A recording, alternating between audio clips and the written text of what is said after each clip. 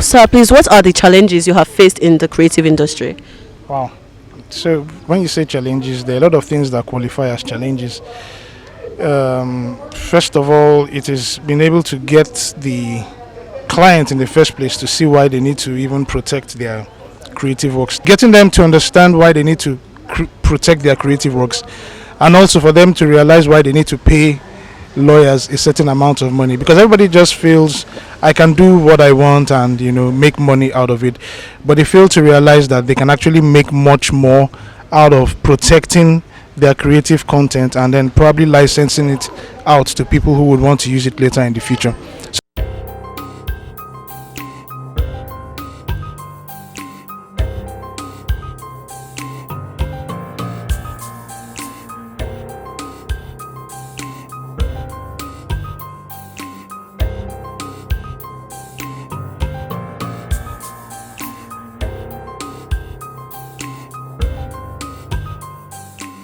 The next one I picked here is Netflix. How many of us know Netflix? Sorry that I have to ask, because I don't want to presume.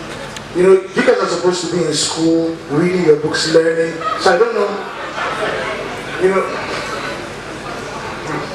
Like I said, when I was there, then we didn't have this different. You're supposed to be sure that, Then we would pay for. What's this place where they used to watch film? This is one lecture hall in social science, Faculty of Arts. They had one big hall. That's where we used to do shows and movies. But now, in the safety of your home, you can just click on Netflix. What Netflix does is, instead of Netflix to even do pilot series, so what movie producers do is, before they release a movie it would sell. So they would release what they call a pilot, which would just be maybe one or two series, one or two of those series, maybe just the first one and the second one. Now, depending on how people relate to those series, they will now know, okay, we can now release the 100 episodes of this series. Now, what Netflix does with big data, because Netflix has over 100 million subscribers now, and last year their revenue was in billions of dollars. What they do is they use big data to understand how to get customers to watch their series. They look at your viewing patterns. Let me use YouTube for instance. If you go to YouTube and you check a particular video, do you notice that the next time you go to YouTube, they show you suggested videos that looks like what you watch. In fact, you could probably even spend 2 hours just moving from, this one is interesting. You now see another one, you now move, maybe Beyonce, you now see Rihanna. You just be moving like that, you already spend 2 hours. Now, what Netflix does is that they use big data to look at your patterns, to know that this person likes this kind of things. And so they just release their series based on your viewing patterns. And because they already know that you've already been watching similar series, you will definitely watch this next one. That's what they use big data for. Target, what Target does with big data is that they will look at your shopping patterns, right, to know that this person shops in this particular way. And I'll give you an example. This is a true life story. Don't think I'm joking. What Target would do is, if they notice that somebody buys diapers, baby powder, and a baby stroller, for the ladies, what does that indicate? Sorry? Well, yes.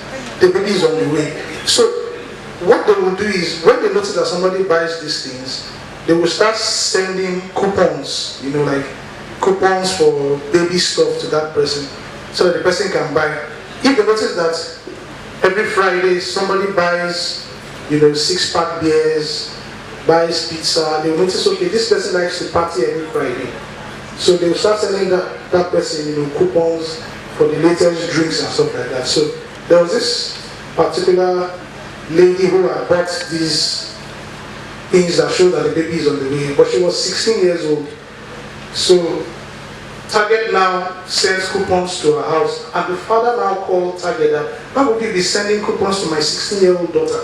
Are you trying to make her get pregnant and all of that? But it actually turned out that the daughter was pregnant because when the baby started showing, so target could actually know that the girl was pregnant before the father even knew that she was pregnant. Maybe she would have committed an abortion, but target had already blown the lead wide open. Now, abortion is not good. I'm just saying, as a 16-year-old, there's a limit to what that can do. So yes, that's how big data is actually being used by companies. It's been monetized by companies. So some people will use big data for different things, to just browse and do different things. But you can actually say that with big data, you can create value for what you do. You can understudy people's pattern and then make money out of that. So I spoke about data protection here, but there really is no need for me to go. Who wants to create value? Who wants to create something that is peculiar or unique? They will definitely need, number one, somebody who is versed in IP rights. Number two, somebody who understands the regulatory regime that deals with technology, which can cover a lot, ranging from registering your technology with the Nigerian Communications Commission, if it has to do with mobile telecommunications. If you have a mobile app, being able to know how you can actually protect that mobile app and how value can be derived from it as well. If there is something that has to do with coding, you need to know the value of the code and how you can actually sell it to somebody and license it. I spoke here about smart contracts too, and what they are and how they can actually be used rather than having lawyers sit down and be drafting contracts. If you encode those contracts in the blockchain, then they just simultaneously eliminate the need for you to trust one another, because once parties have fulfilled their obligations, then the smart contracts go into play.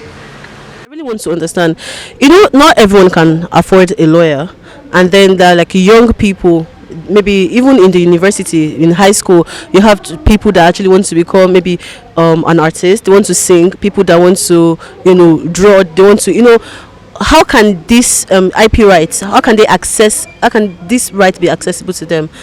There really is no hard and fast rule to it. But one thing that they need to understand is the different types of IP rights. One of the easiest one to protect is copyright. So once it is fixed in a medium, then it is protected. As you continue to monetize your IP rights and your technologies, you can actually create value and be an asset in itself. So if you have a novel that you've written, other than just protecting it as a copyright, you can also license it to different parts of the world. You can have it in different languages. I make reference to KFC. I have a client now who has been indicating that he wants to get a license from Apple to be able to set up an Apple store in Nigeria. Now, what that would mean for him is that if you walked into that Apple store, you wouldn't care that the person that is serving you is a Nigerian and has, basically no knowledge about the use of phones. You would just presume that this is an Apple store with an Apple logo. So whatever they are selling to me here is an Apple product. Now, Apple is somewhere in the United States doing their own thing, but they're actually making money out of their IP rights here in Nigeria and all over the world. The same thing too can apply to whatever products you have. Technology or IP rights, trademark or whatever you have. You can license that trademark to so many people and then still make money out of it. Like I said earlier, if you're a broadcaster, you can still put that your broadcast as it is and then make money out of the broadcast rights that attaches to it. There's so much that can be said about IP rights, and there's so much in the slide, but I wouldn't want to take your whole thing. And you could always ask me questions. Besides, there's still different panelists that are coming that will be able to most of your questions. It has been my pleasure presenting to you. And I say thank you. So you can see I would like to ask a question about attaching, how would I put it, okay, let me go this way. Assuming you have an idea based on situations you've seen around, and you came up with an idea of solving a particular problem, and that idea has not been implemented before. It's something new, and you know it will work. But because of your passing, take for example your course of study and maybe what you do, you need other people from other fields to accomplish that idea. And for them to be part of the fulfillment of that idea, you need to let them know what it's about. So is there a way you can preserve that packaged idea? Because since you don't have the technology, the expertise to accomplish that idea, you may tell it to the person that could assist in doing so, and the person takes it up, accomplishes it, and it's now his idea. So is there a kind of idea that covers for such kind of ideas? Thank you. Thank you very much. So, sorry, I had an email that just came in. It's trivial. But I got a question. So here,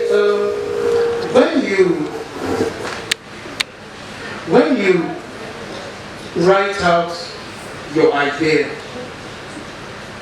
or record it in a fixed medium, so like if you write it out, it is automatically protected as a copyright. You get that? So if you have an idea and you put it in a fixed medium, like you wrote it out, or you recorded it on your phone or something so that you don't forget, it enjoys automatic protection as a copyright.